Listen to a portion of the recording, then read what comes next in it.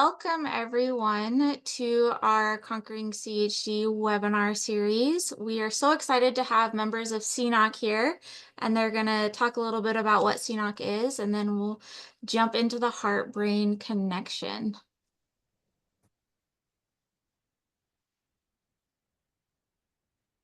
I guess I will jump in. Well, welcome, folks. My name is Ari Rapkin. I'm a pediatric neuropsychologist at Nationwide Children's Hospital and the Ohio State University College of Medicine. And then I'll let my co-panelists introduce themselves. Hi, I'm Laurence Beaulieu. I'm a developmental pediatrician at CHU Saint-Justin, which is in Montreal in the province of Quebec in Canada. And I'm happy to be here. And I'm Jessie Boyd Anderson. I'm a pediatric cardiologist at the University of Wisconsin in Madison. And we're excited that you're all joining us for our presentation this evening, talking about the heart-brain connection, supporting neurodevelopment in children with congenital heart disease. So we started by introducing ourselves. We're hoping that you guys can introduce yourselves.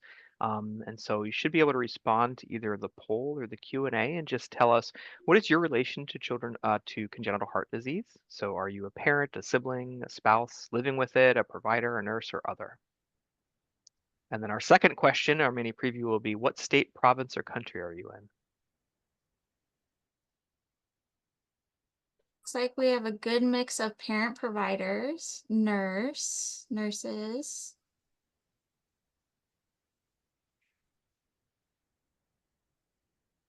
I think almost everyone has answered if they're able to see it. Yep, so we have lots of providers on and a good amount of parents. We're pretty evenly split between providers and parents tonight, so that's really awesome. Great. And our second question is, we were just hoping that folks could tell us what state, province, or country are you in, because we know that we have folks probably from all across the US, Canada, and some other states. So just enter that information there.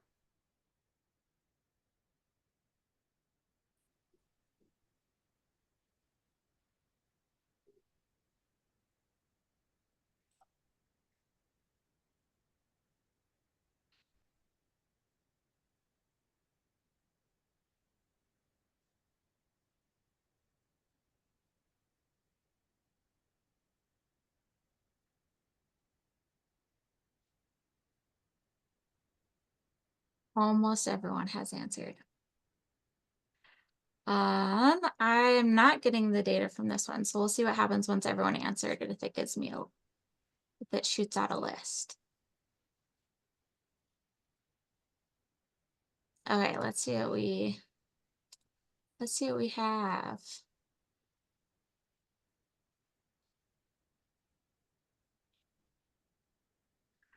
We definitely have quite a bit from the United States. Looks like a little bit from Canada. And I'll have to go through and look at the other places.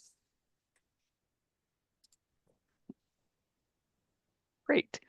So as we go through, we are asking folks, if you do have specific questions, please put them in the Q&A bar that you'll see in Zoom. We do ask that you don't put specific medical information or information about your specific either experience or child or somebody that you know.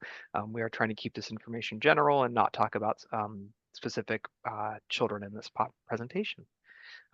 Before we start, we do want to tell you guys a little bit about CNOC, or the Cardiac Neurodevelopmental Outcomes Collaborative. So CNOC is a multi-center, multinational group that really is working to optimize neurodevelopmental outcomes for individuals with congenital heart disease.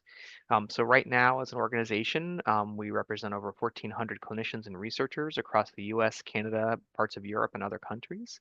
We have more than 70 patients and family members that are actively members and growing, and we represent over 50 hospitals, again, across the US, Canada, and parts of Europe.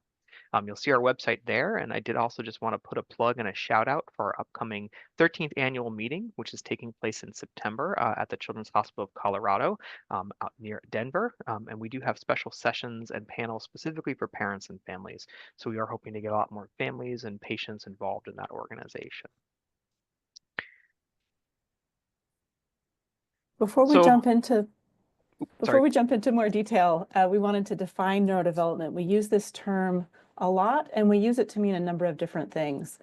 So as children grow, they progress through predictable developmental stages, and each of their experiences can either help or hurt their developmental progress. While each child has different experiences, all children with congenital heart disease are exposed to events that can interrupt the expected pattern of physical, social, emotional, and mental development. And it's taken together, these aspects of development are called neurodevelopment, the physical, social, emotional, and mental development. Each of a child's experiences and the ways that child and their family responds to it can change a child's neurodevelopment. Some skills are more likely to be affected in children with heart defects, and these include motor skills like head control, walking, or grasping utensils or writing, communication skills, including speech and the ability to interpret nonverbal communication, executive functioning, like organizing tasks in a sequence or paying attention to particular important details. And mental health can also be a concern for our children with congenital heart disease, with higher rates of anxiety, depression, and medical traumatic stress.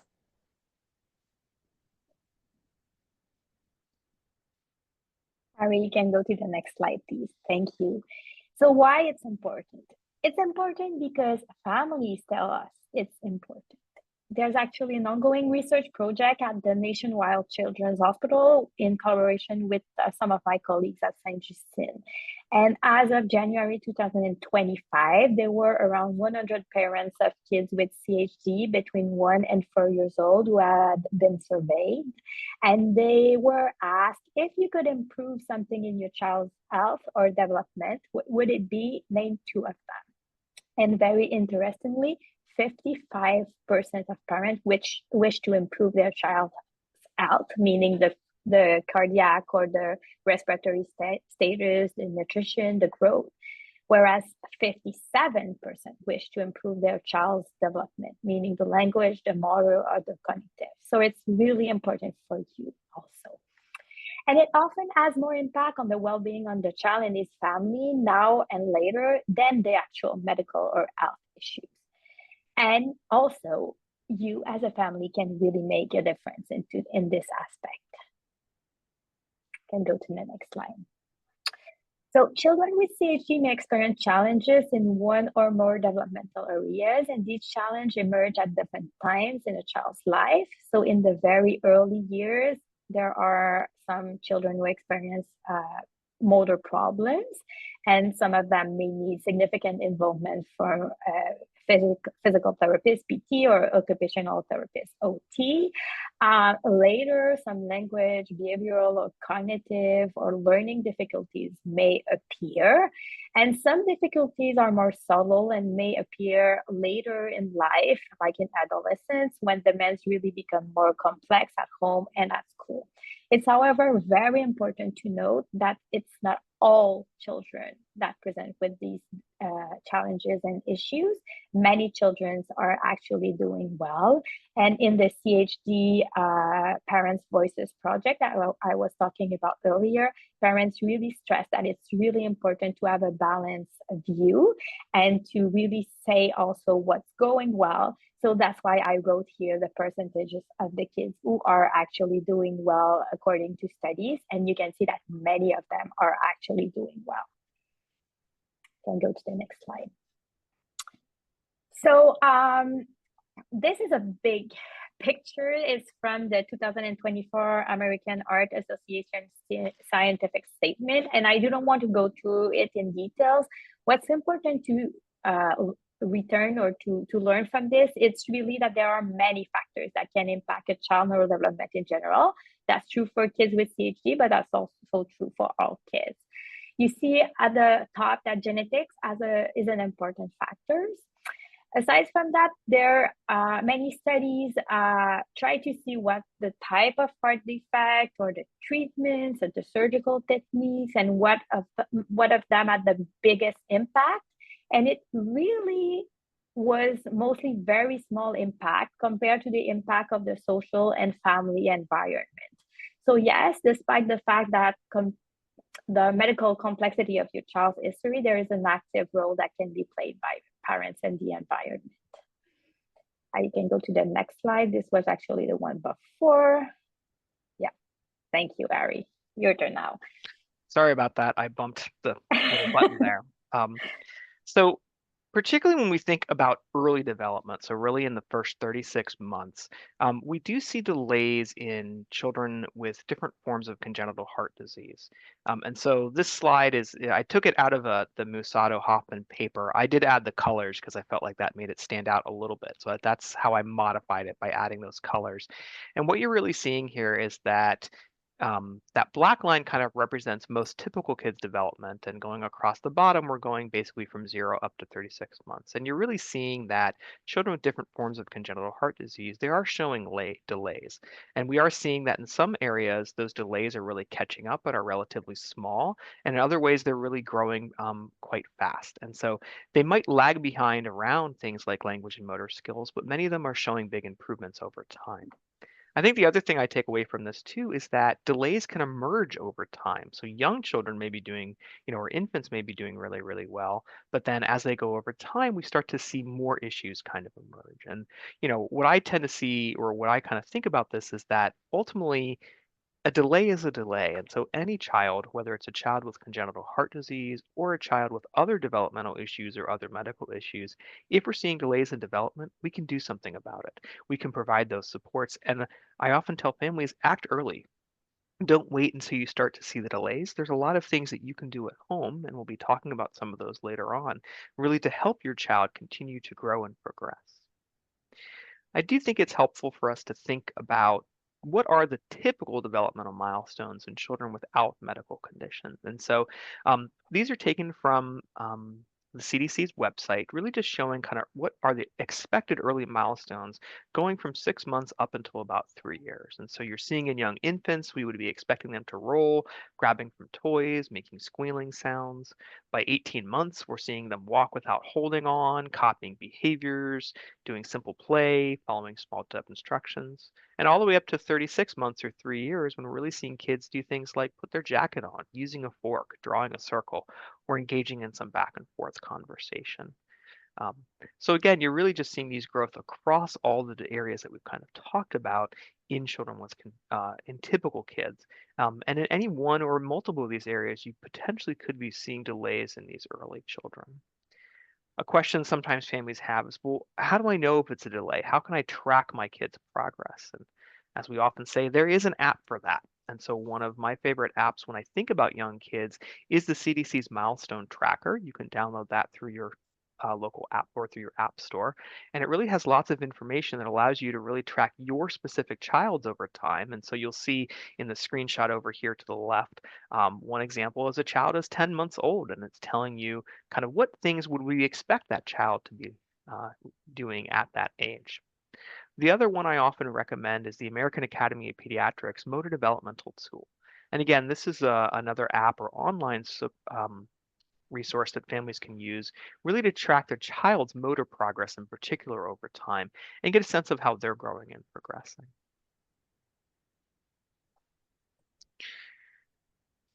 Another thing that's important to be thinking about are what are some of the red flags that we should be looking for as parents or as providers. And as we often say to parents, you should first always talk to your primary care provider, pediatrician, or your cardiologist.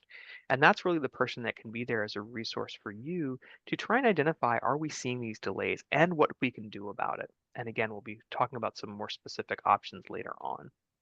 In terms of some specific red flags that might indicate there might be something going on, are they only using one side of their body, either the arm or the leg?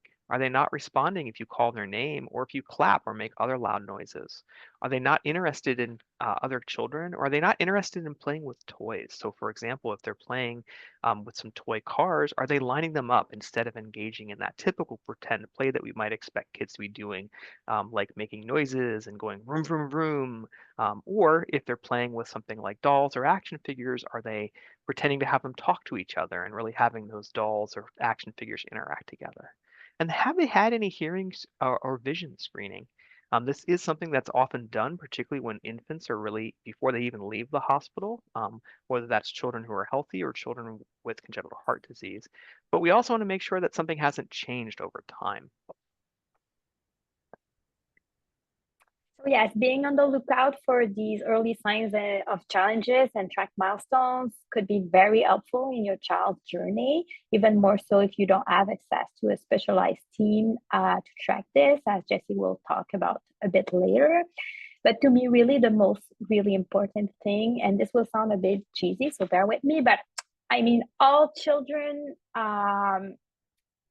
what makes the biggest difference in their life, and even more for children who have CHD and who are at risk of developmental and behavioral challenges, really how you as a parent are available to make the most out of everyday's activity and interactions with them. And it's really impossible to do that unless your own needs are taken care of first. So it's like in the airplane, they always ask you to put your own oxygen mask first before you help your child. And really, it's the same thing in life. So it's really important to take care of yourself. And it might be hard to do, and it might not be your priority now because of how life is hard in general and also with a kid, but with CHD, but it's really important. Can go to the next slide, Harry. So how you can do that? First, it's really important to find and build your own village with people around you who can support you and your child in your journey. Mental health challenges are expected but should not be accepted. And with the stars below, it's a study that was done in 2017 with parents of children with critical congenital heart defects. And it really showed that many of the parents had symptoms of trauma, about a third with real PTSD, and many parents also with depression and anxiety and psychological distress. So it's really something that's there and that you need to recognize when you are not feeling your best and really ask for support as early as possible. Because in the system, I guess it's the same thing in the US and in Canada. The resources can be really hard to find and to obtain, and the wait lists can be long. So really, it's important to not wait until it's really getting too hard to get help. And this will really make you, once you feel better, more available to your child and your family. We can go to the next slide. So how you can help your child? There are government-sponsored programs, private therapies. You can also access screening and assessments through your cardiac center, and you can help your child yourself. And we'll talk about all these different aspects. So in terms of early intervention services, which are services for kids who are younger than 3 years, in the United States, this is a free program that's provided across all US states and territories. You don't need any kind of referral, and anybody can really call and arrange for an evaluation or for services.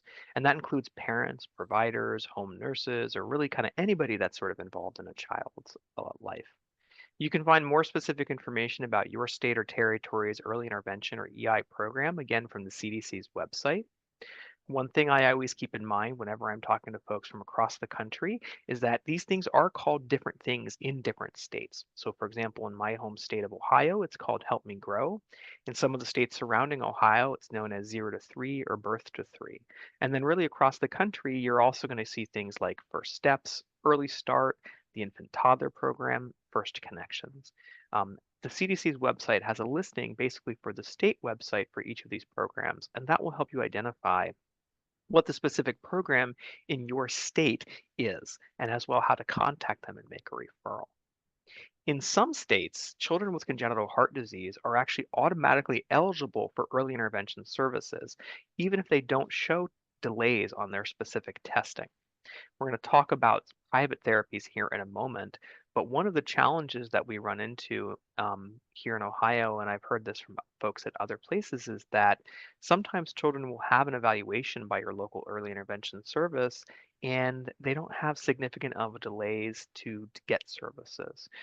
Or in the time between maybe when they had an evaluation at your local heart center, they're now are catching up and no longer showing those delays. So early intervention in Canada varies greatly by provinces, and there are also different names and different processes. What's a bit different from the US is that there is federal funding for high quality, affordable, and flexible early learning and childcare. However, availability of these vary greatly depending on where you live, and access is really an issue. There is a shortage of qualified workforce. So it's available, but it's hard to access sometimes.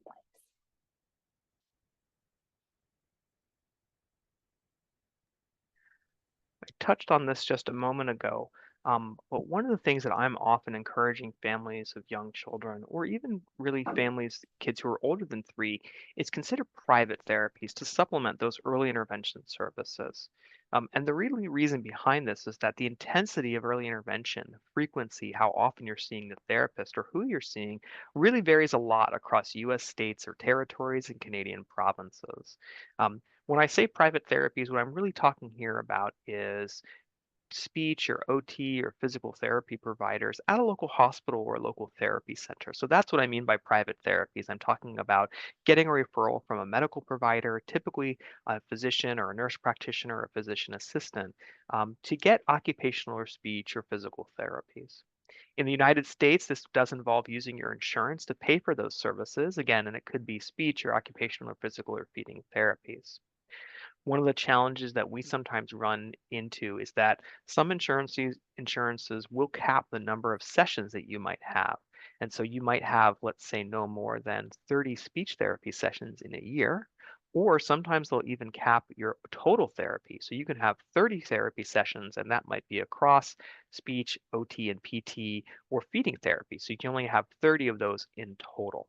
And so unfortunately, sometimes families are put in a situation where they might have to prioritize certain types of therapies, or what's the biggest thing that we want to work on now? As mentioned earlier, sometimes it's challenging to know what sorts of help your child might need, and also can be challenging to access services. One of the things that the American Heart Association and the American Academy of Pediatrics recommends is that all children who have high-risk congenital heart disease have routine neurodevelopmental screening throughout childhood. Children are considered high risk if they've had bypass before age 1, if they have a history of chronically low oxygen levels, or if they've had some sort of cardiac intervention or spent a significant amount of time in the hospital due to a heart problem before they turn 18, and also have at least one other risk factor that increases their risk of challenges. The flowchart on the screen comes from an update to the guidelines issued by the American Heart Association that was published last year. The goal of this neurodevelopmental screening is, the goals are twofold. First is to identify physical, emotional, social, and behavioral concerns early. And second, particularly at key time points during childhood. And 2 is to connect children with services to support their development. The initial guidance for this follow-up was issued by the American Heart Association and endorsed by the American Academy of Pediatrics in 2012. And because this is relatively recent guidance and relatively recent recognition of the presence, severity, and long-term impact of neurodevelopmental challenges, not all programs offer the same services. Each location has unique sets of resources and faces unique challenges in meeting these objectives. And each institution has developed its own follow-up model. So I'm in the upper Midwest of the United States, and I've been fortunate enough to spend some time at each of the institutions shown on the screen. And each one has a unique and different way of meeting this recommendation to screen children. One of them has a follow-up program that has a multidisciplinary provider team that sees all children from the time of their first hospital discharged after cardiac surgery until they become adults. 2 of them have 2 different clinics, one for younger children up until about age 3 and one for older children. And those 2 clinics are staffed by different groups of providers. And one of them is a sort of distributed model where children are referred to the providers who it's felt they would benefit the most from. They meet those providers at separate times, and then all of those providers and physicians come together to put together a comprehensive developmental plan for that child. Given the institutional differences, it's really important for your child to have a medical home to help connect them to the screenings and services they need. And it also really emphasizes the importance of you as your child's first and best advocate. So a medical home, and this is a concept that not everyone is familiar with, it's not just a building or a place. A medical home includes all the members of your child's primary care team and extends beyond the walls of your clinic. It's our hope that each of your children has a pediatrician or family medicine doctor in your community who knows you and your child, knows the resources in your community, and importantly, knows how to access those resources and work with your medical payer system, whether it's through private or public insurance or self-pay, and also has a relationship with local schools. So these doctors, nurses, medical assistants, and social workers where your child receives their medical care will best know how to connect your child with not only cardiology care, but also other screening and services they might need, including neurodevelopmental screening and therapies such as physical, occupational, or speech therapy, neuropsychiatric testing, and academic supports.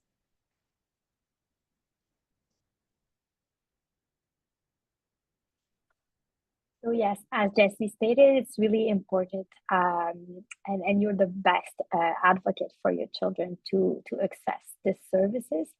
Even if you can't access services, there are things also you can do and strategies you can put forward even while your kid gets services. The best and the most important thing to me is to remember that medically complex kids, they're still kids. And it's really important to let your kid be a kid.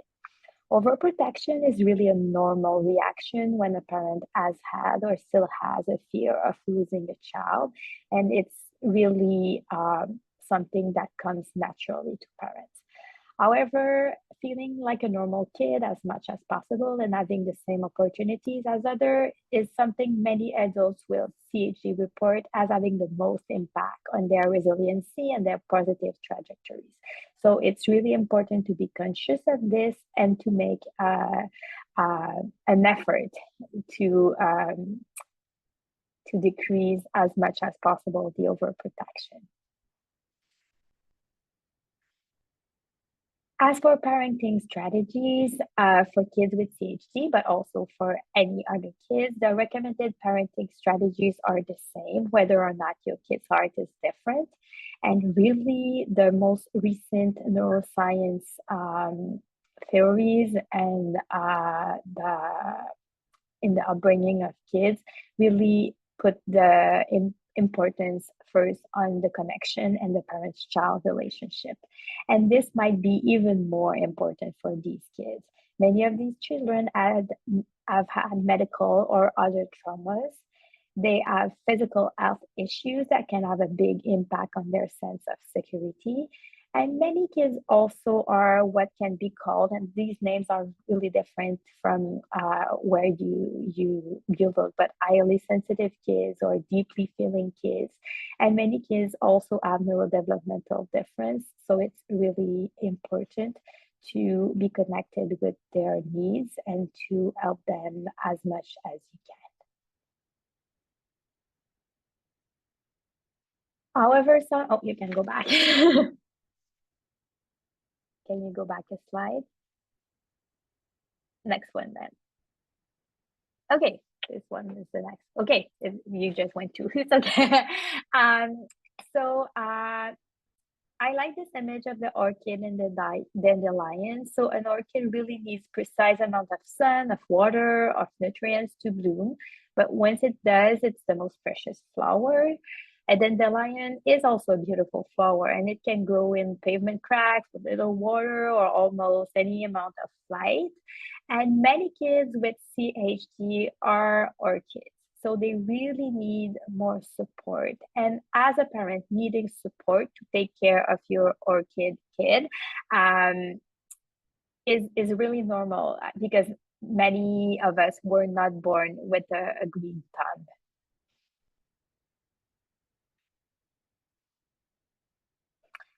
So some factors really belong to your child and his medical history, and this cannot be changed. However, the parent-child relationship is really a powerful tool to give your child the best chance possible. And I like this image of the circle of security.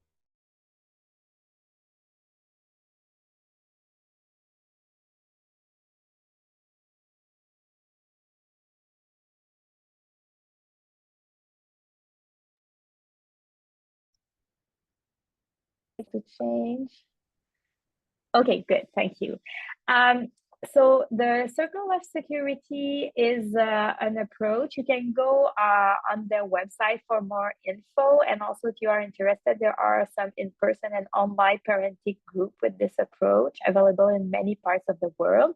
It's not specific for kids with CHD, but I think it's even more important for kids with CHD. Parents really need to be the secure base from where the child starts to explore his world. And also, they are the safe haven that they can come back to as needed. And it's said that to be, quote unquote, a good parent, you need to be attuned to your child's need about 30% of the time. So it's not to be perfect. Nobody's perfect. I'm not a perfect parent either, but it's never too late to start. And this approach gives us really a base or a way to look at things that can be very helpful as a parent, and I think even more for parents of kids with CHD.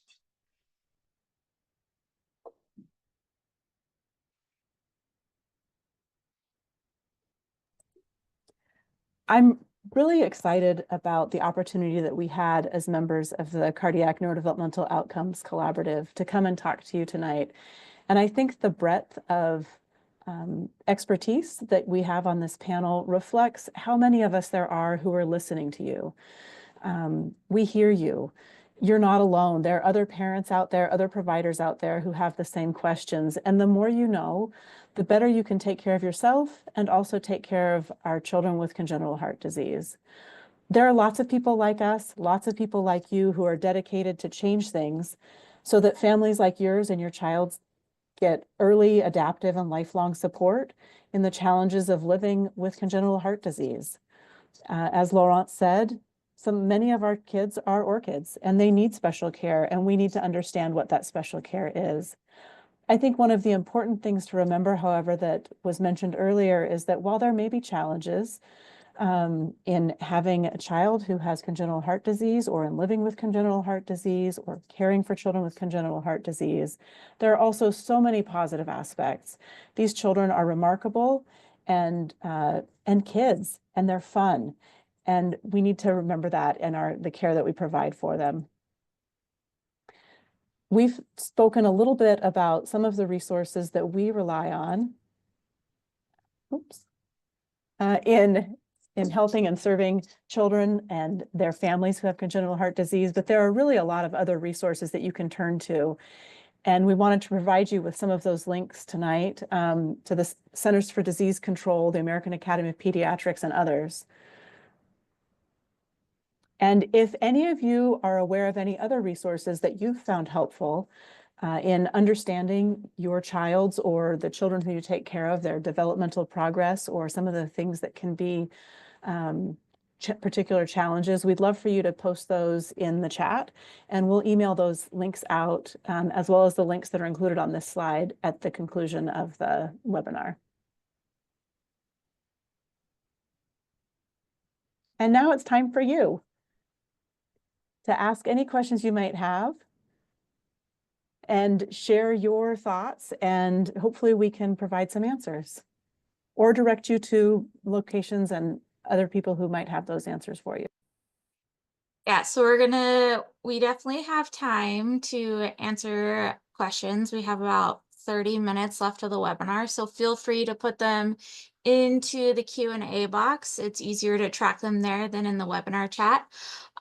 We do have our first question though, and this is definitely something that a lot of parents experience, is what are ways that parents can get support? It's very difficult to get appointments with mental health providers, and wait lists can be 1 to 3 years. So what are some ways parents can kind of find the help that they need?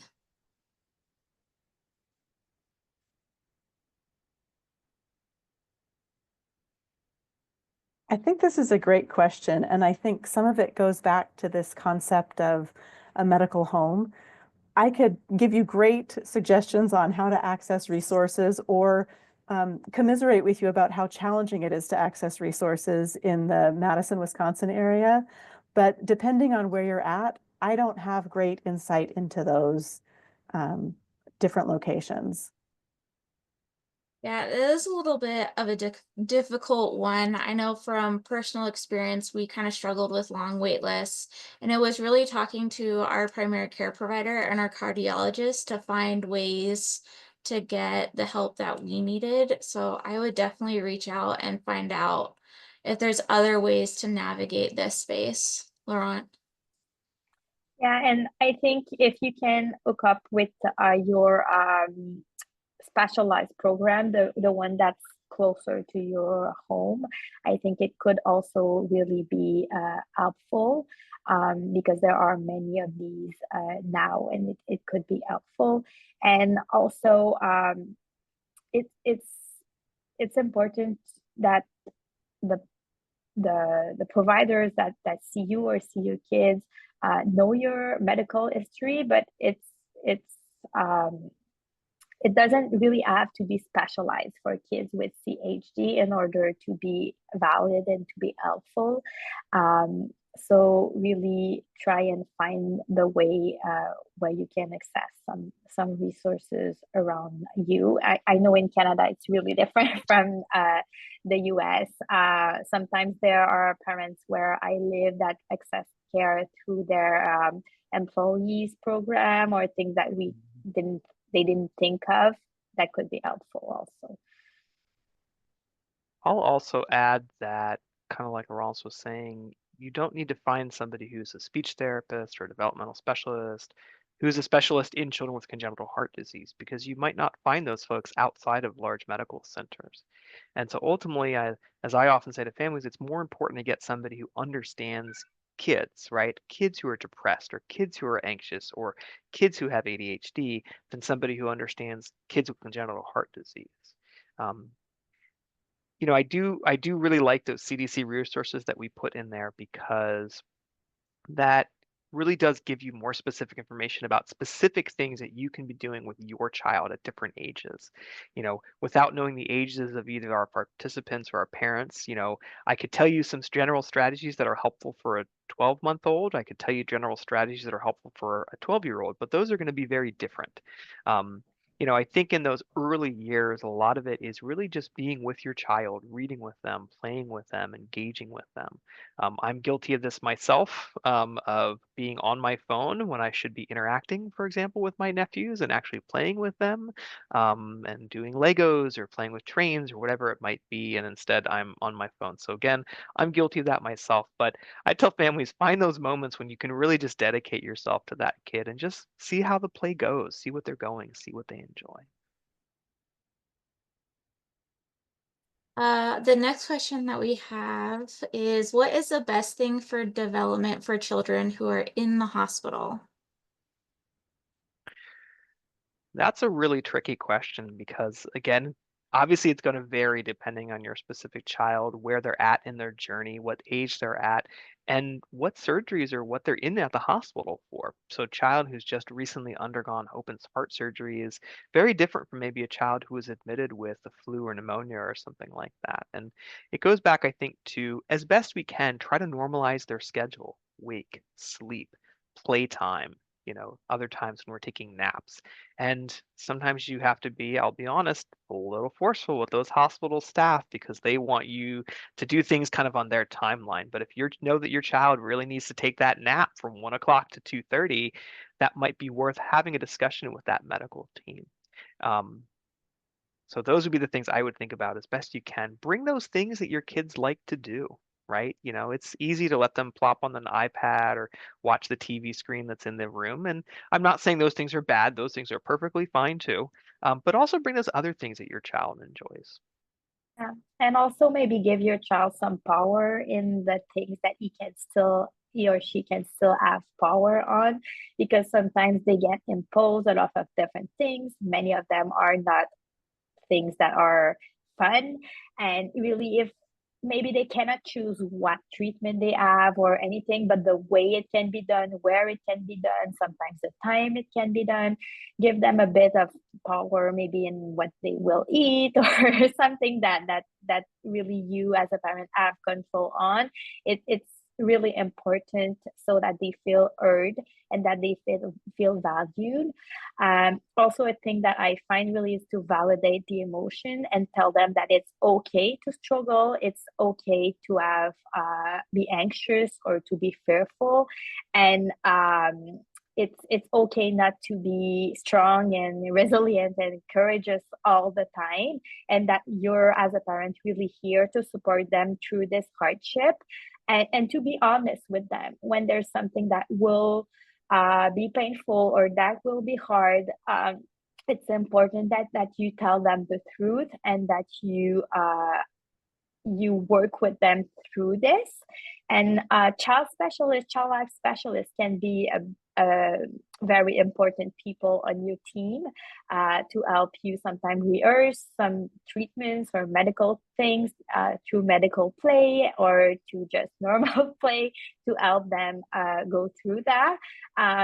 Because sometimes we expect like kids to be and they have everybody is very telling them all the time are strong and courageous they are, but sometimes that's not really how they feel inside. And it's really important to be able to have them express their emotions, because it's a very important skill for them for the future. I think another resource that I want to point you to is Conquering CHD has several resources that are available for parents. I'm going to try to share my screen. One of them that Carissa will share with you is there was a study where some providers at Nemours and Alfred DuPont Hospital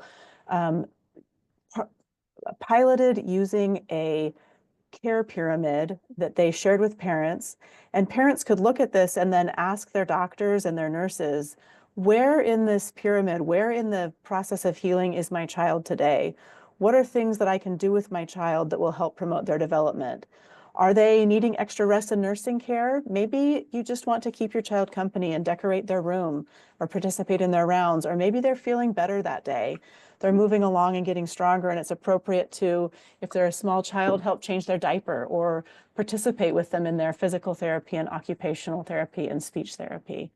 Even if your hospital isn't using a handout or a resource like this, this is a resource that you can take from the Conquering CHD website and use it yourself in order to help you ask the appropriate questions to your child's care team.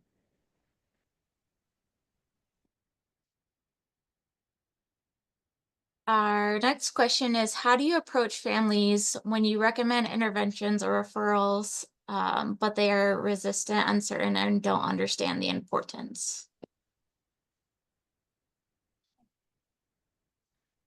I think it's really important to validate their experience and to look to what are their own priorities, and really what in their everyday life is hard, and it can have some links to the child, or it can be really other things that are really important for them and that they need to work on. It might be housing, it might be money, it might be family or parental conflicts. There are many things happening in the life of many people, and sometimes they have enough with what they're already dealing. I think it's really important to see with them and to troubleshoot with them what they can do and what is realistic to be done in their everyday life, and start with that, and really building the goals and building their goals for their children, and see how you can support in that. And sometimes, unfortunately, they're not available for going to other places or doing some extra stuff, but really what they can do in this little time they have is really, really precious. And I think it need to be also seen as important, so that they don't feel as a failure as a parent because they cannot do those things. And many parents have, unfortunately, mental health challenges, related or not related to their kids medical status, and it's sometimes very hard for them to do the extra step that you as a provider think is very important, and it's very important. But therapy, it might be 1 or 2 hours a week.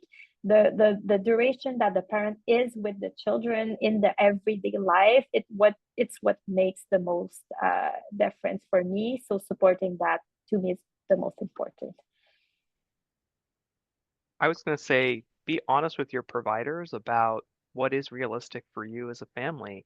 If I have a child who has lots of delays and we're recommending OT and PT and a special needs preschool and physical therapy and feeding therapy, that is a lot for any family, right? Particularly if you have other kids, right?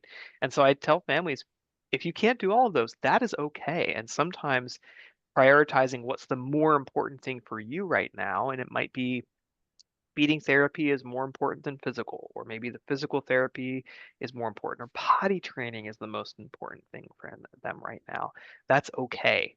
So give yourself that grace, give yourself that space. And I also tell families that at least something, a little bit, is better than nothing at all. And so even if it's that you're just doing some strategies at home around promoting skills and playing outside and doing sort of fun things, that's okay too. And that's better than nothing. I was surprised with our poll at the beginning of our webinar that so many of you are providers. I think we were expecting mostly parents. And so for the providers in the room, I think one thing that's super helpful is to normalize the need for these services and to set expectations early, providing information perhaps to parents who are expecting a child who has congenital heart disease if you meet them that early, so that when the time comes where their child may need a little extra help, it's not a surprise to the parent that something new is being needed. And we don't always have that luxury, but it can be.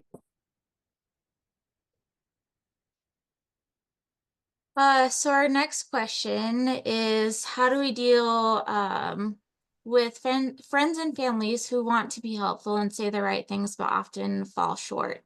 Some people say, don't worry, you'll be fine. Others make us feel like we're victims in a hopeless situation. So how can parents manage those thoughts and opinions of the well-meaning community?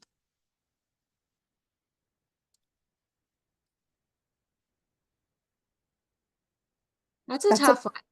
That's almost an impossible question, right? That's a tough I one. know. Yeah. And so I want to point out, and I'll put a link to it. We did a webinar a couple months ago with a mental health therapist who focuses on CHD. She's a mom who has a child with CHD, and she gave a great webinar. And this actually came up as part of that webinar. So I'll drop a link to that in there so that you guys can see that as well, because she was able to kind of eloquently say like how we navigate those situations, because they do come up. Laurent? And I would like to say, don't hesitate to tell people what you need at some point, and be able to ask and to say when it's okay and it's not okay, and what you need. I think most people are well meant and they really want to help. It's just new for them and they really don't know how. I'm sure that if you say to them what's your expectation, or what you think could be helpful, they would be happy to try and provide that for you if they can. sometimes it's just misunderstanding. And so that's in life, when you don't ask, you never get things, right? So I think it's important, and it's a good model for your child also to express your own needs and to be able to name your own feelings and emotion. Your child will learn from that also. And I think an important thing to remember is that you're not alone in facing this challenge. Like every other family, I would venture to say, nearly every other family, because maybe someone has perfect friends and family who get it and are 100% on top of things all the time, has struggled with this. And it's okay sometimes to just disengage with the people and situations that aren't being helpful for you in that moment. One of the things that I'm working on at the hospital where I work is preparing families for their children's heart surgeries and what comes after it. And we've been looking for resources to help parents understand what might be down the road. I found an interesting website that I haven't fully vetted yet called Our Modern Family. And I shared the link with Carissa, who maybe can share it with you all. This is a mom of a child with congenital heart disease who's from California, who started a public web page to educate other people about what it means to have a child with congenital heart disease. And also she has one subpage about how to support families if their child has a congenital heart disease. Things that you might want to say, things that a family might find useful for you to put in a gift basket for them while they're in the hospital, things you might not want to say. So we can share that with you as well.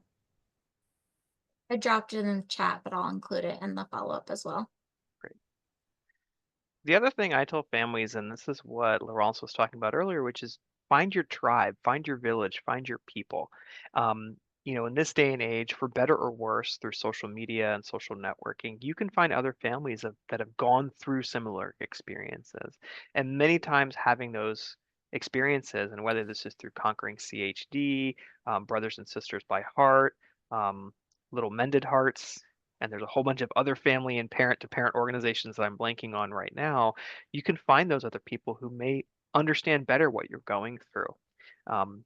Your child is probably the only one maybe in your family with a congenital heart disease, and your family members may not get it. They may not understand, right? And so find those people that really can help you, even if they're more virtual. I know at our hospital, we have a program called Connecting Families. And so it's really a parent-to-parent mentoring program where families can reach out to be connected with other parents at our hospital of a child with similar medical conditions. And for those folks out there who've been doing this for a while, see if your local program has a similar hospital. I know at our hospital, we're always looking for more mentors than we have mentees. And so if you're an experienced parent of a heart warrior, please join mentoring programs, because that really, you become a resource for other families that are out there as well.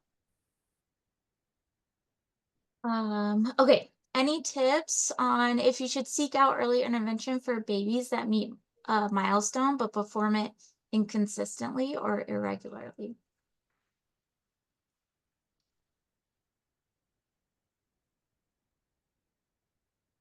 So I would say if a child is performing something inconsistently or irregularly, they haven't really mastered that skill yet. And so it's something to really keep working on. And if the issue is more like, let's say you go for your early intervention assessment or you go for your neurodevelopmental evaluation and they're inconsistent, or they manage to do it in that session, but they're not doing it at home, let the provider know that. I know that's something that I keep in mind, or I'll sometimes ask parents, hey, do they do this at home, or are they not doing this at home?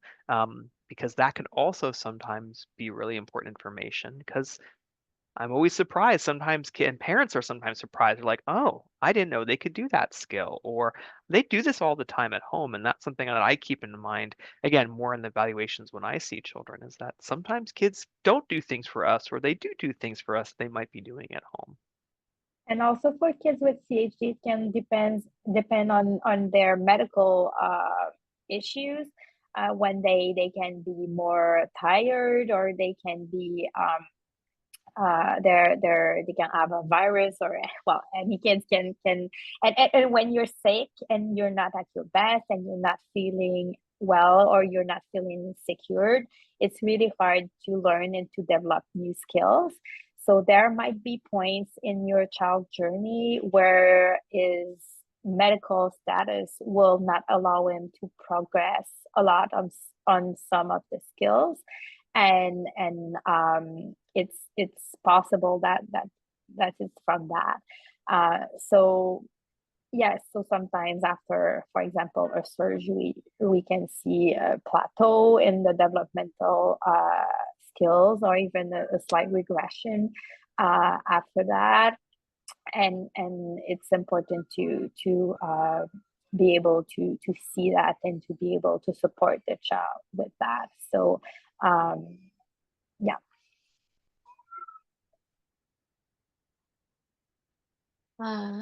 Our last question that we have are there resources that focus on school-age children and how to navigate school with CHD and advocating for services, testing, red flags for possible learning disabilities that come up for a child with CHD?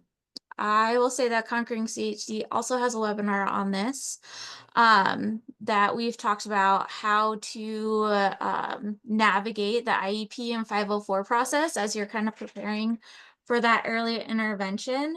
I also know that Children's Wisconsin has a public program that they usually run once a year, and it's like a 3-series lecture on navigating school. So I can include some of those links as well, but I don't know if you guys also have thoughts on that. So we're working really hard with the CNOC team now on the CNOC website, and we hope that in the next month, hopefully not years, hopefully it's still months, will on the website there will be a patients and parents facing info place where you can go without like registering or paying anything, and where we can all put together and all gather the different resources that we find helpful for the kids, school age, but also other ages. So hopefully it could be a place where everything that's interesting that's already existing can be linked there. And hopefully we can also develop some other resources if we see that resources are lacking in some areas. So stay tuned for that. Hopefully it will come on soon. So I know CNOC has some webinars also, but for the providers, if your institution is a member of the CNOC, on the CNOC website, you can have access to a lot of different webinars on different topics also, and this is one of them. For the school age children and for the birth to 5, there are some articles that were published with like the different batteries, neuropsychological batteries, that are recommended for the different ages. So if you have a provider, you can let them know that this exists and ask for that also. It's hard to access though in different settings depending on your insurance or depending on where you live. For example, in Canada, you might have access to this completely, nothing, or in part. It really depends on where you live. Another call out to Conquering CHD's website is that they do have a section specifically on school age and intervention. And so that is a resource there. And then as we're talking, I'm quickly pulling up the Sisters by Heart website because that's one of the other big organizations that I often share stuff from. And I'm not finding it really quickly, so I won't keep looking at that. But there are some resources out there. And as Laurence was saying, one of CNOC's goals in the next period of time is really to try to centralize that, because we know there's a lot of existing resources that are already out there for families around interventions for school-aged kids. But more to come. And I would harken back to something that Ari said earlier, which is to reach out to find people who have similar experiences to you. I would say, talk to the providers in your medical home, talk to your school district, talk to parents in your school district, maybe who have children with other concerns, not necessarily heart concerns, who've navigated accessing services for their child, and they may be able to help you with that where you live in particular. Yeah, and as I know there are a lot of providers here, it's really important to be conscious of what I call the vulnerable child syndrome, when a family really is very anxious about their child well-being and how it can really impact their day-to-day interaction with this child and what they let him or do not let him do. And really this, I think if it's addressed, could prevent a lot of the issues we see later on. At least that's what I see in clinic. A lot of the impact is on this. So if you're able to address this really early and that families know about this very early, I think it can make a tremendous difference without being too costly and needing many professionals. So I think it's really important to be aware of the impact of this. Well, thank you everyone for joining us tonight. We ended on time. That was great. So thank you for all of your guys' questions. Thank you for attending. We will be getting this all packaged up nicely and sent out probably by afternoon tomorrow with the slide deck, the resources that were shared in the chat, any other resources that we have. Oh, yes. Sorry, Deborah. She says, thank you as a neonatologist involved in HRI follow-up, including for children with CHD. This was a wonderful and informative session. Thank you for that. Thank you. So thank you everyone for joining, and be sure to look out for that email. And if you have any other questions, feel free to, you'll be able to reply to that email. We'll also have a post follow-up survey where you can kind of input any other questions that have come up, and then we'll kind of help navigate for that. But thank you everyone for coming.